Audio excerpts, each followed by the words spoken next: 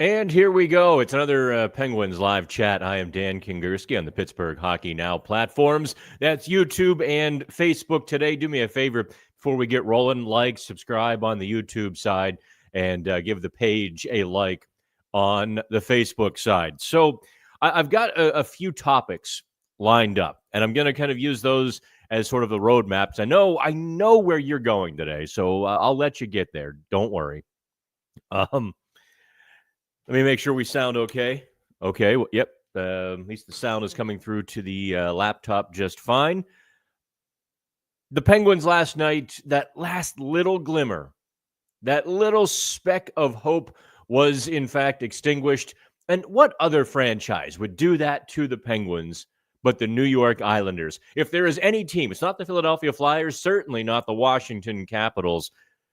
If there is one franchise, one organization that has provided the Penguins nightmares, the worst moments in Penguins history seemingly have all come against the New York Islanders. So that was a little bit fitting last night. The Islanders score 4 unanswered goals. The Penguins just take a dirt nap in the third period. So, it surprises me a little bit. I see the Vladislav Kolyachonok kerfuffle exploding on X. Obviously, Kris, Letang, and Erik Karlsson are getting plenty of shrapnel for their performances on Tuesday. And Mike Sullivan, just by extension, is kind of, it's all going to roll down to him one way or the other. So we'll get into all of that. But I think I'll take your pointed questions rather than me expounding on some of those. Because first, I am going to tackle the Kolyachonok sort of issue exploding on Twitter. First of all, I don't think, or at least I can't fathom, anybody being in love with Kolyachonok's play to the point that they're angry he gets benched. If you are, I might suggest seeking professional help. Having said that, yes, Kris Letang was involved in just an ugly sort of goal. The puck hits the stanchion, bounces to the center of the ice when he was playing it to come to the wall. He dives. Islanders have a 2-on-0, 10 seconds into the third period, and you just feel the hockey gods sort of tapping the Penguins on the shoulder. The clock struck midnight, and you could just feel their 4-game win streak blowing in the breeze. It was over. Even though they led 2-1, you just sort of knew it was about to be a terrible third period. So let's get into the Kolyachonok, Letang, Karlsson, Sullivan kerfuffle. Yes, Kolyachonok was put to the bench Tuesday night. He didn't play a whole lot, and that has some fans angry. Here's what I believe is the current situation. It's not so much about Kolyachonok as it is about Mike Sullivan. By benching Kolyachonok, it's proof that somehow another young player, is being screwed over, denied his chance at the hands of the rank jerk Mike Sullivan, who only wants to play 30 and 35-year-olds. Try as I might, I haven't been able to puncture that lunatic narrative. I've tried. Because Sullivan will default to players he trusts, like every other coach. But let's get to the Kolyachonok stuff specifically. And he hasn't played well. I don't understand this gathering around him that he was going to be, a future or a staple of the Penguins' blue line even next season. The obvious problems with his game are the gaps that he plays with. Very loose gaps. That creates very soft play. It doesn't create turnovers. It doesn't make it hard to play against. The other teams are able to control the puck and control territory against him on his side of the ice. He really For as much criticism as Sullivan levels against P.O. Joseph for sort of the same thing, understand Kolyachonok just extrapolates by a multiple factor on Joseph's sometimes soft gaps and soft play.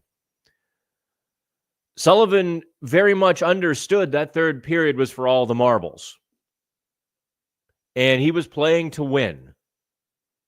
He's not playing for 25, 26 in that third period. He's playing for the third period. And so he looks at Letang's mistake. Although, to be honest, I don't think it was a mistake. Having talked to Letang, got his side of the story, watched the replay a couple more times, they fit. His story and the replay fit together. That, in fact, the puck should have stayed along the yellow, along the wall. He's going that direction, hits that metal piece, bounces that way. That's one of those hockey god goals. I can't fault Letang for that one.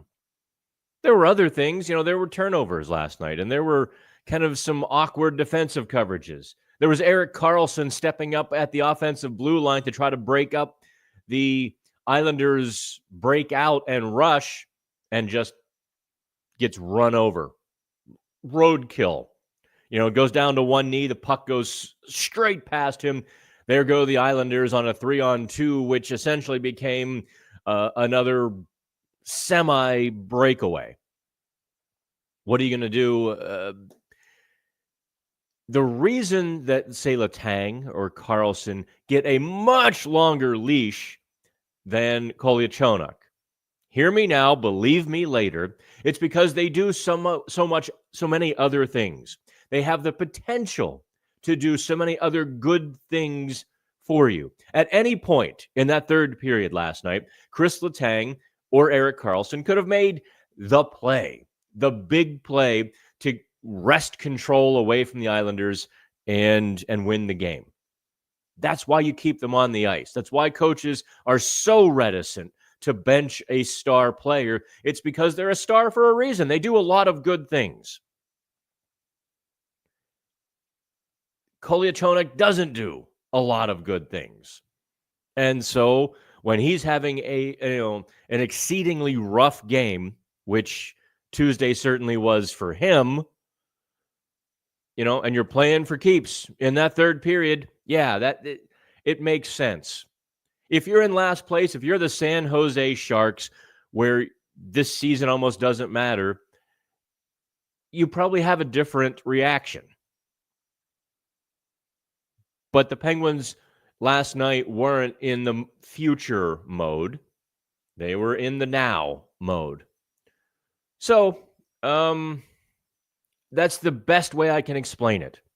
A guy who does a lot and makes a mistake is not equivalent to a guy who makes a mistake. But I can't seem to drive that point home, either of those points. That's why coaches don't bench star players, and that's why Letang is not equivalent to Kolyachonok. So, that's that. I am going to kind of dive in. I actually have to go to the dealership / garage and pick up my motorcycle. I had some new tires put on it. When you can start to see the metal, it's probably time to replace the tires on a motorcycle, lest I be hanging from a tree somewhere by my foot, half unconscious. But they had Mark Madden on yesterday. I'm not going to put words in Madden's mouth. Mark is plenty capable, but he was kind of really diving into the Sullivan aspect and issue. Obviously, Mark, again, not putting words in his mouth. I think if Mark had the choice, I don't think Sullivan would be the coach next season. In Mark's reasoning, and I'm going to dive in. I actually have it on my notes here. He was in the right church. I'm going to kind of go into that a little bit, as well as the Penguins' biggest problems. There really are two. One is unsolvable, and one is sort of solvable. All right, so let me get to the questions here, and then I'm going to veer back to Sullivan and the problems. I also know you guys want to talk about some summer moves. The RFA article I wrote on Tuesday did very well. People were kind of coming up to me in the arena and commenting on it. People, you work in the arena. It surprises me how many people around the Penguins also read my stuff on a daily basis. There's a whole subtext to that, but it's always kind of cool when someone, in the locker room is like, hey, I read that. I like this line, or I like that line. Anywho, Connor asks or says that Crosby chop goal looked like it defied physics. It really did. There was way too much speed on it for the casual chop he gave it. Sid doing Sid things. It really was just, and the puck takes off, explodes off his stick, top shelf. Yeah, that's just one of those you just watch and marvel and realize how lucky you are to see that guy play. Big Joe, hey, Dan, are you going to keep focusing on the Pens, or are you going to dig into the draft and prospects in Wilkes-Barre? I saw you did a poll for that. Yeah, the poll was like 75-25 that I should start covering the Wilkes-Barre Scranton Penguins, but a couple of people made a pretty good point, and I did think it through. So here is Pittsburgh Hockey Now's coming coverage plans. I do plan to fully exhaust myself and sneak away to Wilkes-Barre for a day or two over the next couple or a few weeks. They're also in Cleveland at the beginning of April. Maybe you and I, the collective you and me, should go up to Cleveland. And because they're in Cleveland back-to-back nights. That might be kind of a fun PHN road trip. Go up to Cleveland. Have a few Great Lakes brews and catch a game.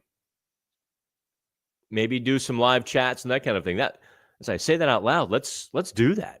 I'm putting that in my notebook. PHN road trip.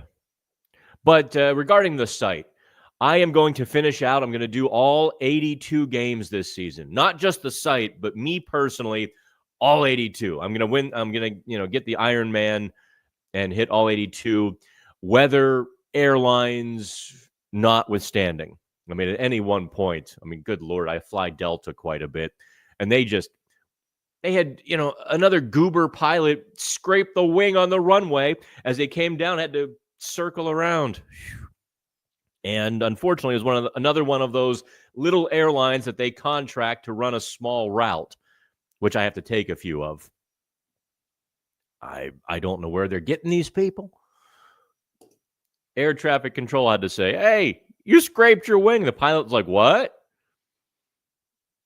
Anyway, I'm doing all 82. I'm going to sneak away to Wilkes-Barre. And then I am going to be there for the Wilkes-Barre Scranton Penguins playoff run.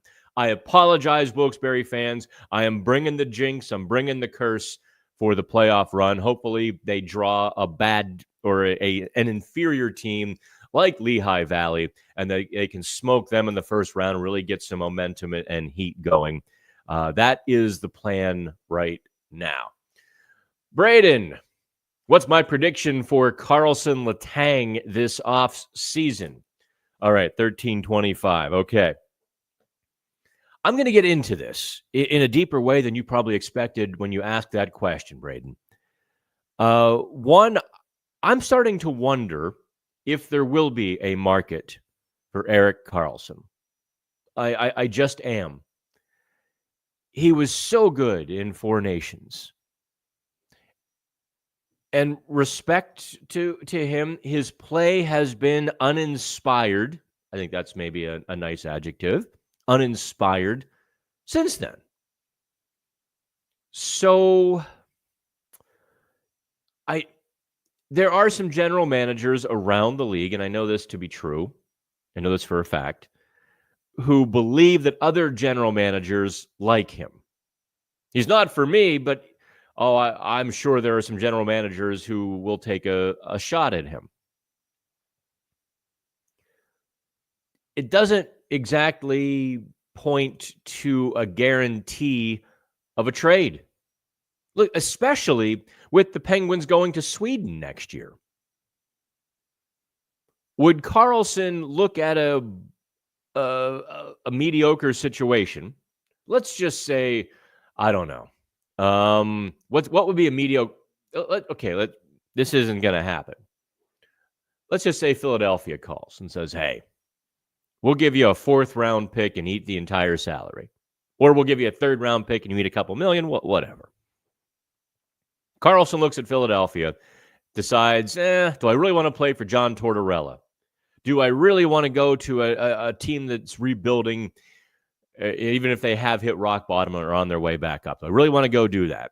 And he looks at the Penguins' schedule and says, maybe next Christmas I'll open my trade window again. I want to go to Sweden, though.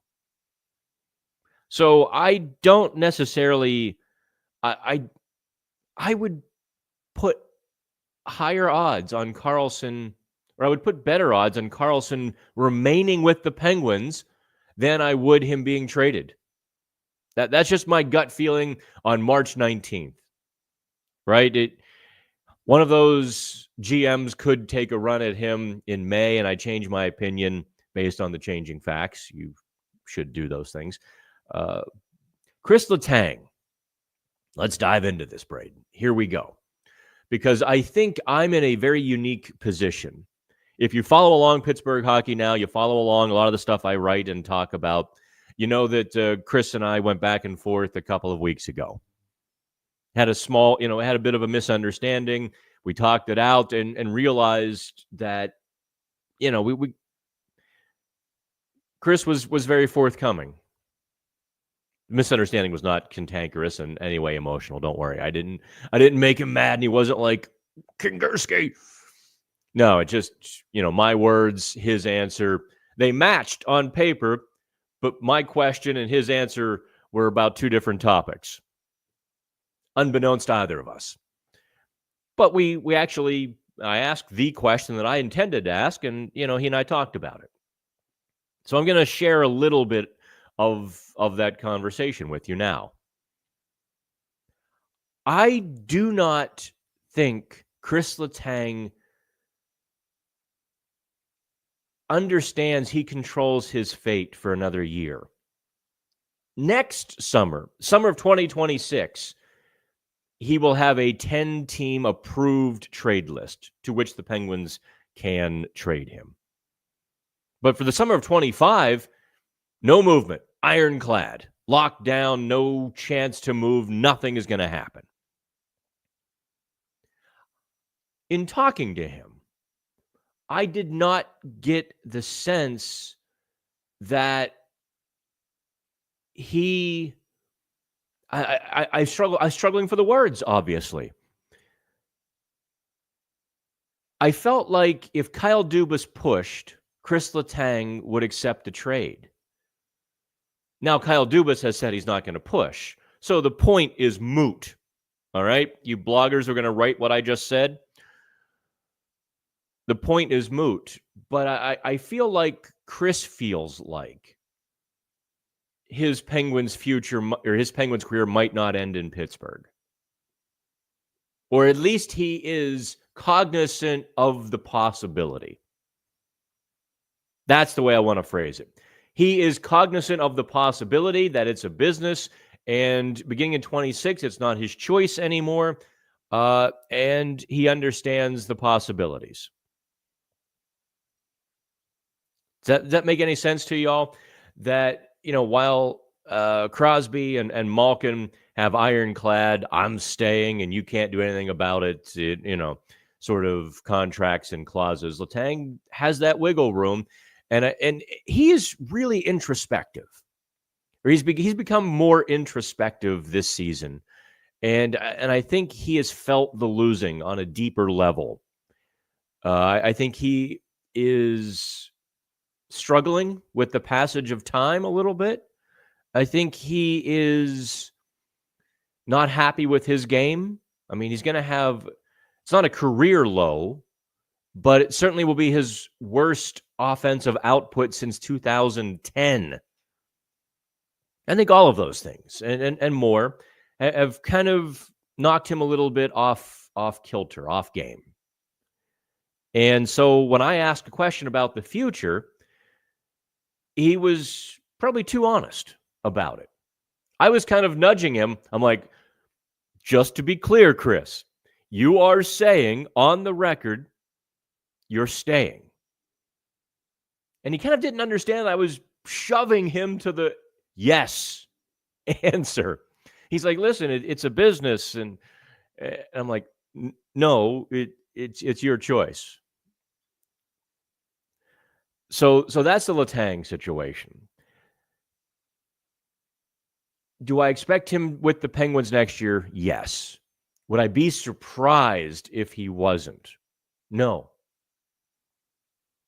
How about that? That was, sorry, a 6-minute answer on Karlsson Letang, but I wanted to give that all to you. I wanted to unload and kind of, make you or give you as much as I know. That's what these live chats, I don't know, some of you have picked up. I'm a little bit looser with the language than I am when in print, because I can be more nuanced and I can explain things in greater detail to you.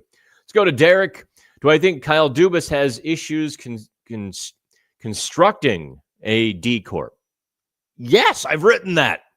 I flat out wrote that last week, that Dubas's past mistakes are in fact manifesting themselves. Let me make a note of that here. Are in fact manifesting themselves in the same way here in Pittsburgh.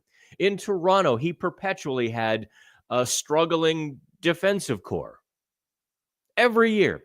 And every year he had to overpay at the deadline, or tried to overpay at the deadline, for things like grit in the lineup and defensemen who could be relied upon. He never did really figure out the magic formula and get it right as, very good Toronto team until his final year was bounced like a basketball right out of the playoffs. Yeah, there were some 7 games in there and there were some heartbreaks, but that's what happens. That's what happens to teams that can't defend, that aren't gritty and tough in the playoffs. There just is a difference in the postseason and the regular season. And Dubas's Toronto teams did not have good defense cores. So do I question his ability to assemble a D core? Yeah, I do. You cannot look at the assembled Penguins defensemen. Each of them in their own right have a certain role, a certain niche, and a level of talent. Obviously, Letang and Karlsson are way up there. Maybe Karlsson a little higher than Letang, but they're both, Letang has, quite frankly, Letang should have won the Norris in 2016 had it not been for that neck injury. Cost him the Norris, and he still, I think, finished 4th in the voting. He's finished top 5 multiple times, top 10 numerous times in Norris. I don't need to pump Letang's tires. Karlsson's obviously won it a few times. So my point is, there is talent on the Penguins' blue line. The assembly, however, is like putting Legos and pudding together. Chocolate pudding and you're just trying to, it just doesn't work on any level. This defense, the Penguins' defensive core, is probably the biggest fault of the team, the biggest problem. And it was entirely avoidable. Every single thing. They weren't a good defensive core. They were mediocre with Marcus Pettersson. Just look at the difference. You take Pettersson out of that top 6 and what they've become, you realize just how good or how much responsibility guys like Marcus Pettersson, or before him, Brian Dumoulin, had to shoulder. And without one of those guys, Ryan Graves is struggling again. Yeah. Who would have thought Ryan Shea's absence would have lessened the Penguins' blue line? Kolyachonok, I have doubts if he's an NHL defenseman. P.O. Joseph is inconsistent. P.O. can really play a great game sometimes, but then he can recede, and when he gets soft and kind of a loose gap, he's problematic. Matt Grzelcyk is a smaller puck moving sort of guy, But when you have to pair him with a Kris Letang or an Erik Karlsson, you are asking him to do the heavy, dirty work. He's not physically built for that. His game isn't built for that. So all of those things, I would absolutely say that, yeah, there's some doubt of Kyle Dubas. My thought is on that, and I guess that was Derek, yeah. My thought is on that, Derek, is that Kyle is trying to go to the next level of hockey evolution with how he constructs his decor. Ray Shero tried that. Was it back in 2010? He tried to go with 6 all-round defensemen, kind of 6 skating, puck-moving guys, Paul Martin, Zbinek, I forget, yeah. They traded him back to Arizona a year later, and Kris Letang and Sergei Gonchar, and they realized it was not the right way to construct the blue line, and they had to make changes. After they lost Hal Gill, they kind of had to go back in that direction. I am waiting for Dubas to have that course correction, but he keeps trying to elevate to that, our defensemen are going to outskate you. Our defensemen, as in mass, are going to outplay you. It just doesn't work because every team will push back, and you need to be able to squelch, and take care of your own net. Let's go to Anthony. Seriously, what does Kris Letang bring to this team anymore? His shots constantly get blocked. You can always count on a dumb penalty and many stupid mental mistakes. Well, Anthony, I'm going to just assume here that even my explanation is not going to make a dent in your opinion. So I'm going to move on. Michael, hey, Michael. Can you really see the drop-off in Letang's game or you can see the drop-off in Letang's game last night showed? Listen, you guys are making too much of that one play, which was just bad luck. There are other things that I've been talking about all season. Letang's inability to really get separation when he's rushing the puck. His skating metrics, his speeds and everything are still the same. But there is just a little something, a little explosive burst here or there that's missing. And I think when the collective begins to notice something bad, it might only be, level 2 or 3 bad. But the collective, and that means you, by the way, takes it to level 10 because you notice every little mistake and you notice every little thing. Letang has been kind of an average defenseman this year, which is a little bit surprising. And so his mistakes are a little more glaring this year. He's not doing as much to make up for them. That can't be denied. But is he, a bad defenseman? No, I wouldn't say that. And so I'm hesitant to go along with criticisms because I feel like the criticisms are too far or too much, or if I feed into them, they go too far. But yeah, I certainly have to acknowledge that it's undeniable. He's been kind of average this season. And yeah, so every mistake is a little more magnified. Ashton says, I love my Pens, but it's so unwatchable with the leads we blow all the time.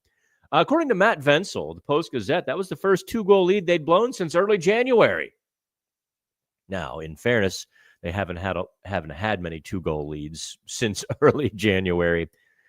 Yeah, that was like repressed memories flooding back last night, wasn't it? Let's go to Jason. Letang was underappreciated in his prime, but he is long past his prime, not his fault. I do think he was very underappreciated league-wide as well. There was just a segment. Unfortunately, here, let me dive deeper into Letang because he was the victim of online assassination. Letang's prime was that 2010 to 2020 range in which a lot of bloggers dominated internet conversation. And those bloggers are not independent thinkers.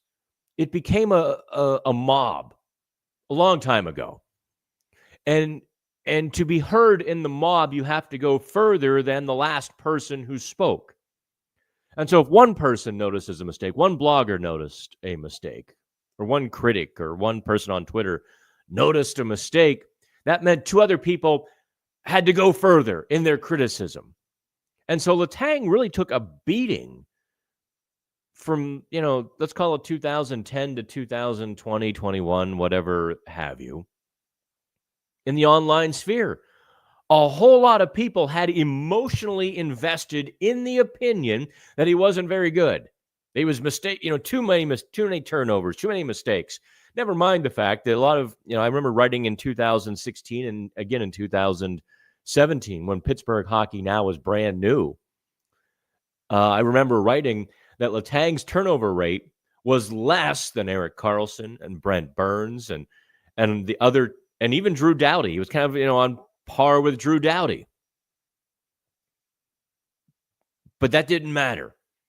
Letang took a lot of beating just because it became a self-perpetuating sort of thing. It's unfortunate for him. It probably did cost him more Norris votes. As, look, writers are human beings. And you see all that criticism. You can't watch 82 games and realize the criticism, a lot of it is just, a cart of manure. And so you knock him down a few pegs, in your voting. Let's go to chatter. What's keeping Hayes from putting the puck in the net? Looked good mid-season, looks confused now. Let me take a quick drink here, chatter. I don't know that I would call him confused. His play since the trade deadline has certainly diminished, declined. He has had trouble finishing all season. He's had how many great chances on the power play, even 5-on-5. He has generated offensive chances. His finish this year, I guess his finish the last few years has been a steady decline. And that's all I can tell you. If hockey players knew how to correct that, they would. But it's one of those things that just is ethereal, existential, unknowable, mysterious. It's which coach runs the defense? That would, in fact, be David Quinn. But JR, if you're going to throw blame on David Quinn, I probably wouldn't. You can only, even that chicken salad is going to taste a bit like, what? There's just nothing. There's nothing that can be done there. There's absolutely nothing that can be done. What playoff series did Dubas lose to Dubas? Or what playoff series did Toronto lose under Dubas due to the defense? All right, Jay. Don't go to semantics and split hairs like that. The defense wasn't good enough, period. Teams without a good enough defense don't win. Just because they didn't make the big mistake doesn't mean... Anyway. Aaron Pulaski. Has Jarry's emergence made things more clear or complicated for Dubas next year? I don't think it's really changed the situation. It might... listen, Jarry has to continue playing well. Now that this win streak is over, if I were Mike Sullivan, I would go right back to him on Friday. I'd go right back to Jarry. Put a little confidence in him, but also let's see his mental bounce back.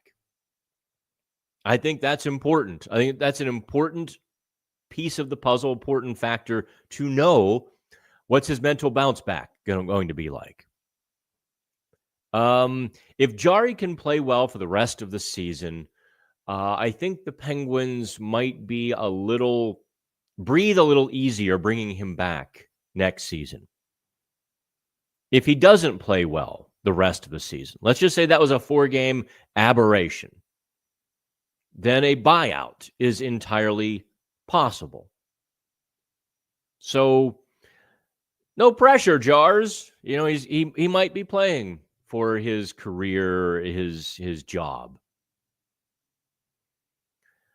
I don't think it's complicated, to be honest. I think the decisions are quite clear, but the decision can't and shouldn't have been made already, because let's see. Let's turn him loose and see how he responds, how he reacts, how he plays. That would be a bit of a mystery to me. You know, how he's going to play and how he's going to react. Wondering, this is about Jarry.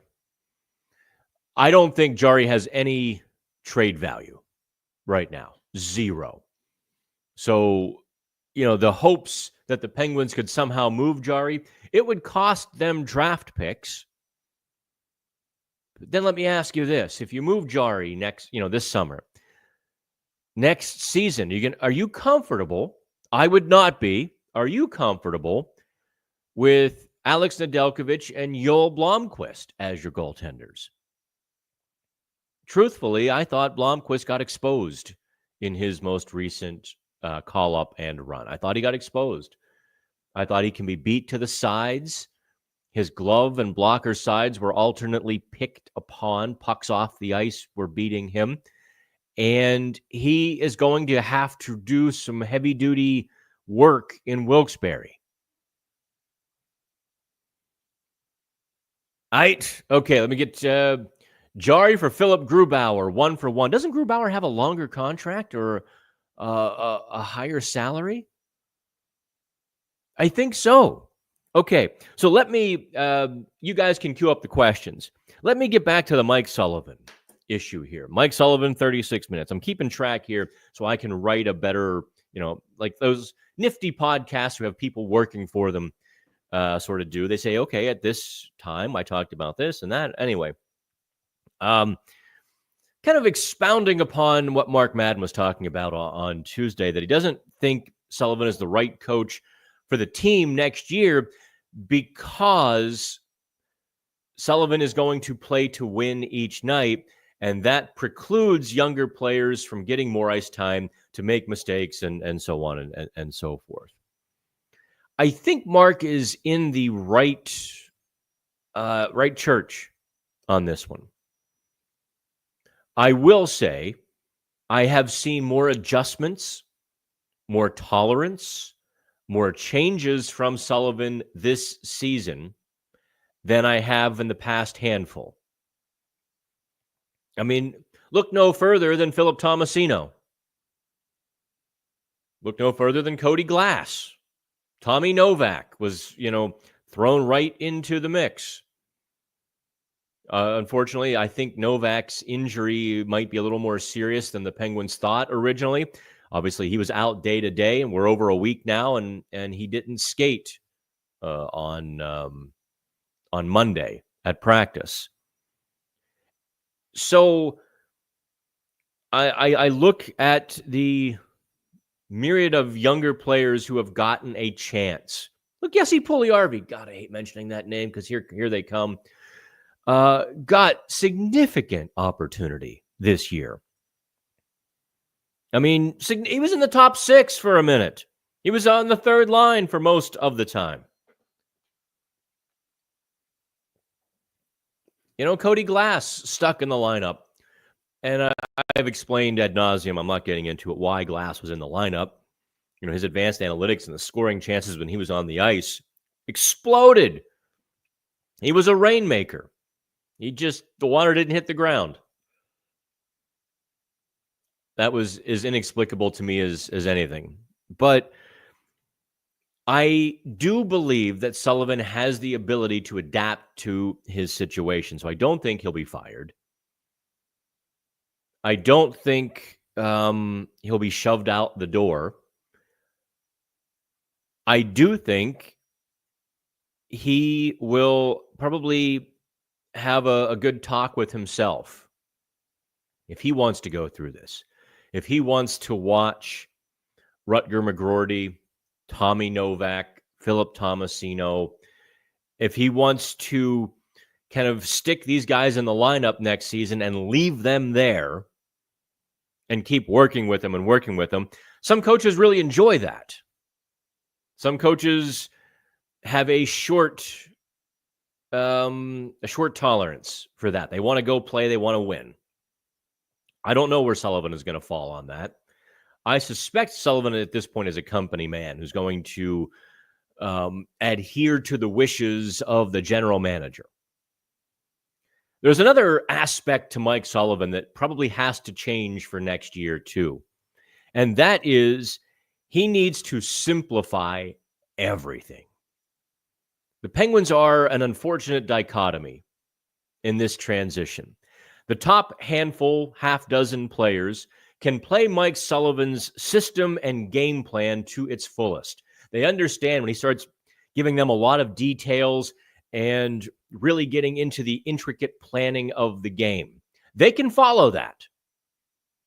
I think these other guys who are fighting to hang on, fighting to get into the NHL, who need to just keep it bare bones simple, I think they struggle with that. And so Sullivan kind of has to almost have two game plans. Okay, you top guys, watch for this and that and come off the wall here, pop out there. You'll see this play here. And the other guys, he's coaching on more fundamental aspects of the game, how to stay on the right side of the puck, how to maintain your F3 responsibility, which completely collapsed on all lines on Tuesday night. He's coaching those more fundamentals. And can he do it? Yeah, I think he can. He's a smart hockey coach, and he's a smart motivator. If the Penguins got a dumb coach for next year, probably wouldn't be the worst thing in the world, however.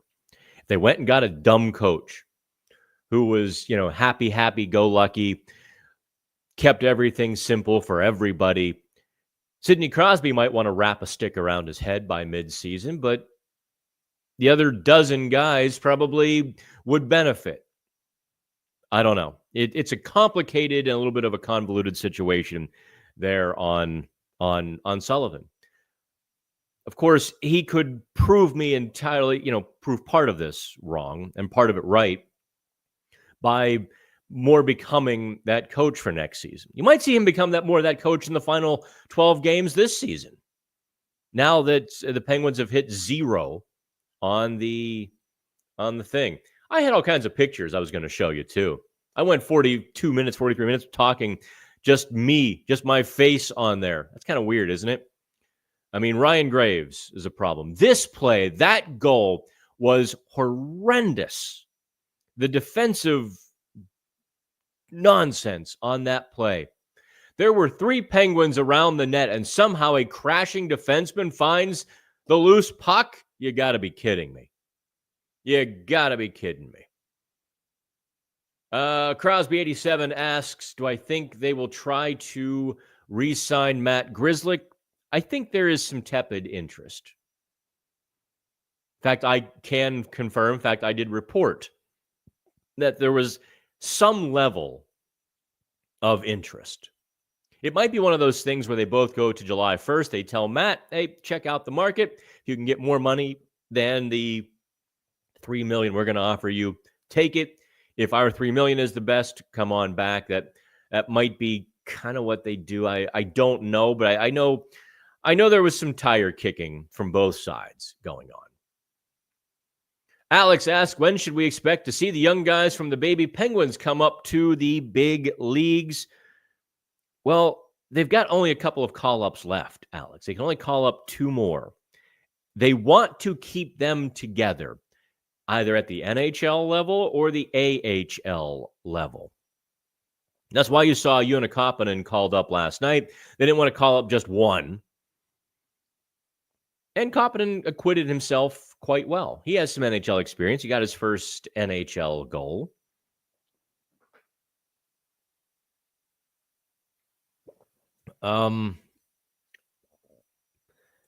Unless some injuries befall the Penguins, I'm going to say next season. There is a spark. There is a certain something with that Wilkes-Barre Scranton team. And the Penguins just don't want to break that up. So they want to keep them together at either level.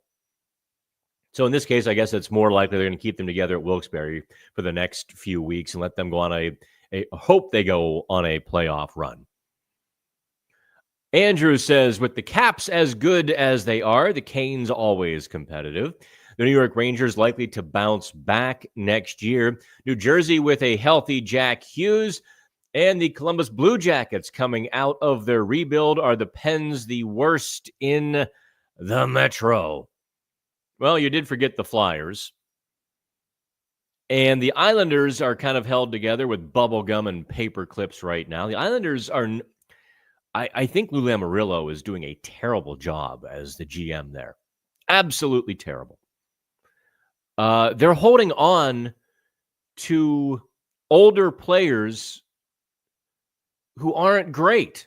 They're holding on to older players who just loyal. And that's going to cost them big time next year. It's going to cost them huge next year. So will the Pens be the worst in the Metro next year? Quite possibly. But they'll have some competition for that. Yeah, no question.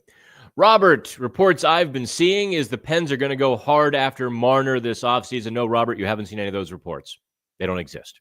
You've seen some bloggers opine. You've seen me connect dots under these certain circumstances. I promise you, you have seen no reports that the Penguins will go after Mitch Marner.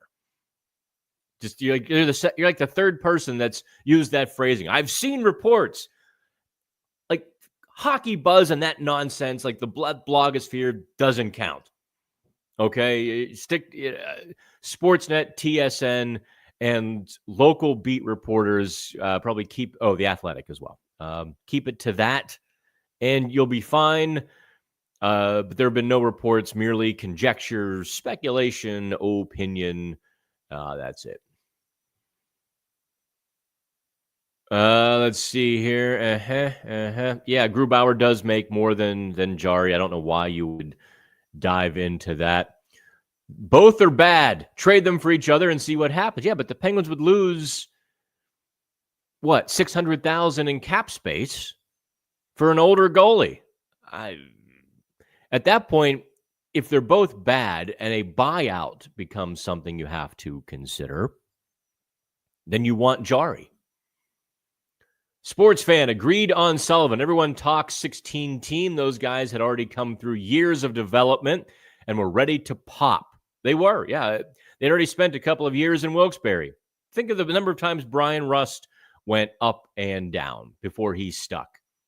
It's been a scarce resource, but who's the last player we drafted and developed? I know the answer to this. You want to know the last time the Penguins drafted a guy who stuck around in the lineup for several years? 2015, Dominic Simone. Yeah, no kidding. I kid you not. Let's go back to Sports Fan. It's harsh, but sometimes teams need a placeholder coach solely to develop the new core before they get that one that puts them over the top. Therrien to Bilesma is a great example. Well, Therrien was far more than a placeholder coach. I think you're downgrading Michael Therrien almost to the point of being offensive on that one. Therrien was a solid NHL coach. He was the discipline that those young guys needed to come out of the Edzo era. Let's see here. Do I think Sully outlasts Letang? Ooh, that's an awesome question. No, I do not. I think, well, then again, that's 3 more years. If I had to bet, and I this is obviously off the cuff, right? I'm going to say Letang. Well, no, that 10-team no-trade list is... I'm going to waffle back. I'm going to go Mike Sullivan, outlast Letang. Yes. Final answer, Sullivan. Okay, Michael says we have 2 really good lines right now, Crosby line and the Achari line. If we could get Gino better wingers, we'd have 3 really strong lines. Listen, folks, that Connor Dewar, Blake Lizotte, Noel Acciari line. That is a fourth line. That is a good fourth line every day for every team. Understand that those are single-digit goal scorers. They are not going to score at the pace that they were scoring for the last several games. Not possible. There just isn't the talent level to do that. They can muck and they can grind and they can create momentum and occasionally get rewarded with a goal. You are 100% correct. One of the two big problems I wanted to talk about with the Penguins, and you just kind of hit the nail on the head there, Michael, is right now the Penguins lineup is asking far too much of several players. You're asking Danton Heinen and Philip Tomasino to be water-carrying scorers. That's not going to that is not a recipe for success for any team. That is rebuilding 101 kind of lineup. And Malkin being 38, he is not able to do the things he used to do. And he can have those flashes, he can have those little, period here, a game there, but he needs help and respect to Tomasino, who is working hard to make himself an NHL regular, reliable sort of player. But asking him to lift Evgeny Malkin is that's an obligation, responsibility that shouldn't fall on him. But the Penguins don't have any other options at this point. So Robert double dipped on his questions there. I hope Jarry plays well, says Brian, so he can be traded. Let's go to Steven. Following a question above is the Dewar, Lizotte, Acciari line, the new Czar, Bluger, Tanev shutdown line that can play against opponents' top lines and free up the Crosby line. That's exactly how they should be used.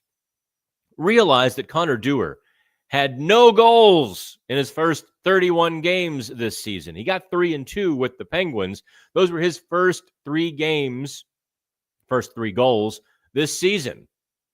Stephen also asked, does Imama have a future on the team? Absolutely. I would more say he has a future with the organization more than a future with the team. Contrary to the breast pounding, oh, Sullivan hates tough players. Sullivan likes tough players. That's why Imama is in the lineup. He's going to play 5 minutes a night, 4, 5, 6 minutes a night. That's just that type of player. It's what they're going to play. It's what Ryan Reeves and every single one of those guys before him played. Not with the Penguins, with every team. So, yeah, I think the Penguins like having a guy like Imama around. They can dress against the Capitals and they can dress against the Flyers or whomever might bring, a knuckle-dragging thug into town. They can put Imama in the lineup. I think Mike Sullivan likes that. I'm sure Sidney Crosby likes that. It keeps the games significantly cleaner. Of course, the Penguins defense playing really soft and the forwards crew not doing much better. And Penguins play soft. Well, other teams don't feel the need to rough them up as much either. So that's another solution to it. I am going to wrap this up in about 10 minutes because I want to go get my motorcycle. I've missed her. Gabriella says, Dan, do you think part of the problem with Sully is that he was in win now mode for a decade and making the switch is hard? He would be saying goodbye to winning with a core he won everything with. Let me make sure I understand. I don't think he will have a tough time switching gears. I don't think he'll have a tough time switching gears. I think he'll take a moment. He'll realize what he's got. He's always done that. He's always realized what he had and tried to adjust. This year's offensive scheme and system, in which they really paid special emphasis on playing down low, low to high, and really kind of just forgot about the rush because they couldn't do it. All those things are part of Sullivan's evolutions and changes and so on and so forth.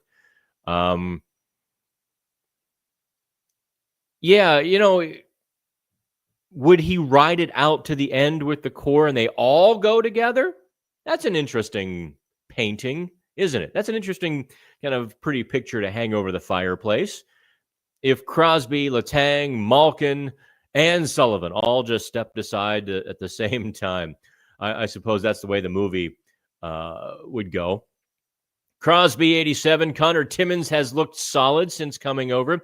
What are your thoughts on his game? And do you think he's reached his potential as a top 6 D-man? Is there room for him to grow? I don't know if there's room for him to grow. I have seen the warts and I've seen the positives. Take it for what it's worth. The positive and negative, what I'm about to say, I view him as a right-handed P.O. Joseph.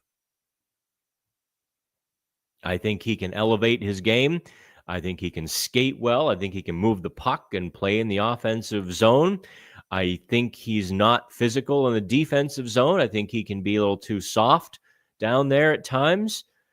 And yeah, so it's hard to quantify his bona fides on that blue line, though, because the Penguins' blue line is so problematic that it's hard to judge a player amidst that slop and chaos. Like if he were on a good blue line and you're watching him play, his mistakes would be dramatically mitigated. And you'd think he's a better defenseman. A player like that, when they're on a bad blue line, their mistakes are exacerbated and magnified. So I suppose that's just the reality. And take from that answer what you will. Was Dan glass half full? Was Dan's glass half empty? I say it's a glass not enough to drink. Alex Peterson, who are some guys you expect Dubas to go after in free agency? Alex, I don't think we're there yet. I think we have to get past the regular season before I really start looking at free agents, who's going to re-sign where. I did. I can tell. It always makes me mad when people don't go to Pittsburgh hockey now every day. Go there every day. Every day. Where is it? Where is it? Where is it? Where is it? Where is it? Where is it? Here you go. I'm going to share the screen momentarily. Share screen. I think you might find this interesting, however, though. I did take a look at 5 RFAs for you to keep an eye on over the next 6 weeks, because teams will be locking these guys up. Once it gets to May and these guys aren't signed, then all bets are off. Because then a team is either waiting to see what other teams will offer, or they're taking that player for granted. What you get into May, that's, I think, when the official RFA watch will begin. That was just a first draft, although I had some pretty good names on it. I really do think you'll see 1 or 2 of those names get flipped with an offer sheet. I think the Penguins could be one of those teams. But in terms of unrestricted free agents, Alex, what the Penguins do over the next 2 months between now and, I take that back, 3 months, now and mid-June, is going to determine their July 1st strategy. I think it's to be determined. If Dubas feels like he can hit bottom quickly and bounce, like if he feels like if he can get some young players, more young players, into the fold before the draft, or if if he's going to have a couple of top 5 picks somehow, or a couple of higher first round draft picks, and he feels like the summer of 2025 is a launch pad rather than one more year of transition. Okay, so if it's one more year of transition, you're going to see more plugs. You're going to see more Matt Grzelcyks and, trying to find a Blake Lizotte and who else did they sign more Cody Glasses and so on and so forth. If he feels like the summer can be a launch pad, then we start talking about the Mitch Marners and the high tickets, or at least some plausible, more good players to add. It will be very difficult to make 25 a launch pad. He's going to have to be really creative. He's going to have to swipe a couple of young players, be really creative and somehow make Buffalo understand that they need to bring in some veteran help or at least pry one or two of those young players out of Buffalo and maybe Anaheim as well. Then we start talking. That's going to be difficult. It's not going to be as easy as you think to trade away these draft picks for young players. Not going to be easy because Dubas is not playing with premium draft picks. He's playing with second and third rounders and a lot of third rounders. A third rounder generally buys you a veteran, 31, 32 years old, 33, with a couple or few more years left. That's what a third rounder buys you. An above average 32-year-old veteran. And that's all. You're not going to get a 23-year-old with the world ahead of him. Matthew. It wasn't a mistake by Letang. Good grief, Dan. He reached with his skate and got caught flat-footed. It was a mistake, period, end of story. Well, geez, Matthew, I would explain the facts to you, but you already said end of story. Darn. Don't you hate when people just end the argument and win because they said end of argument? Matthew, puck coming this direction. Hits something unexpected. Goes that direction.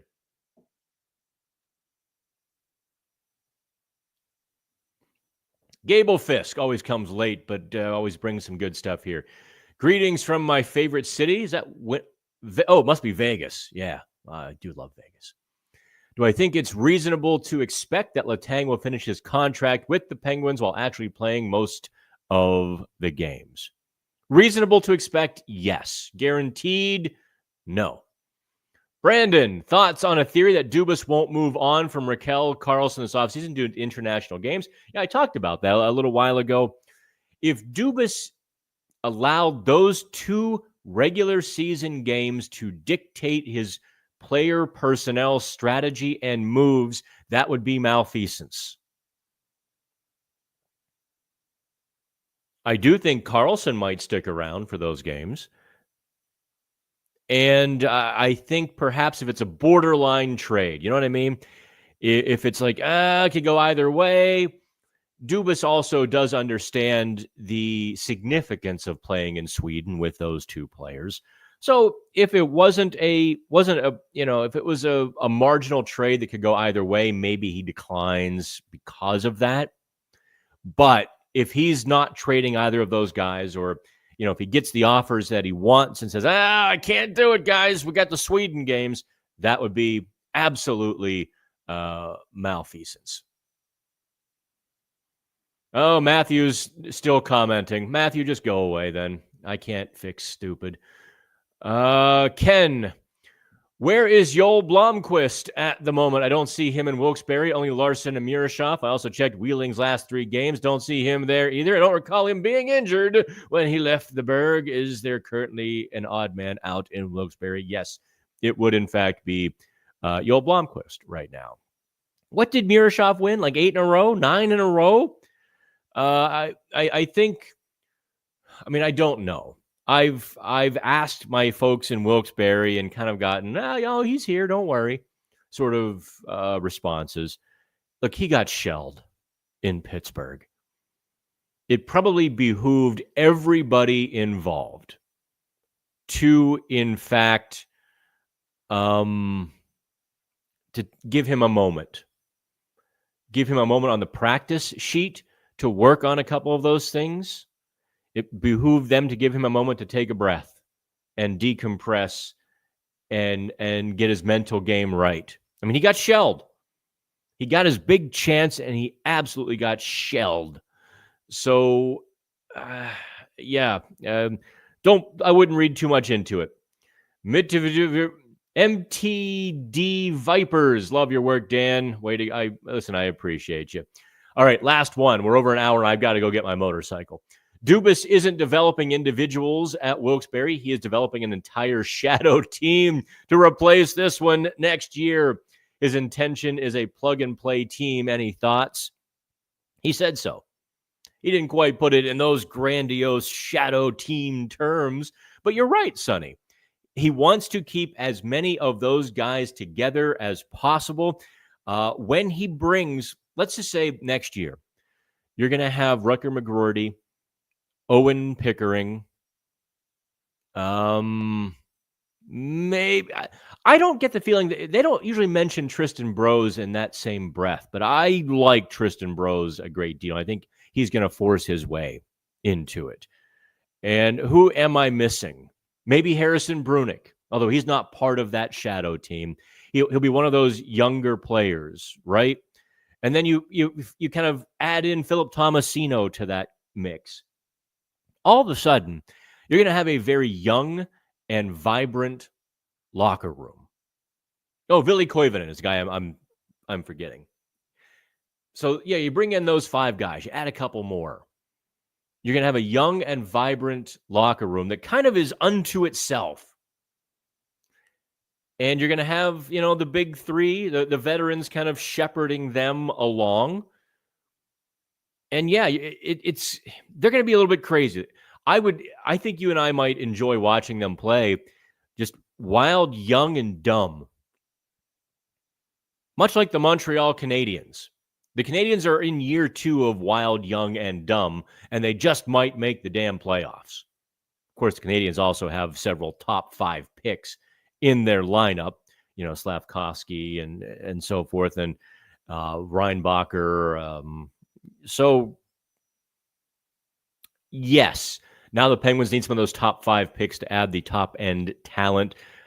They'll probably pick 6th, maybe 7th, outside chance at 5th in this draft. 6. Top 6 is where you need to be. That's where we're going to end it. Because there's a kid, Anton Frondel is the name I was looking at, who's kind of ranked 6th in the draft rankings.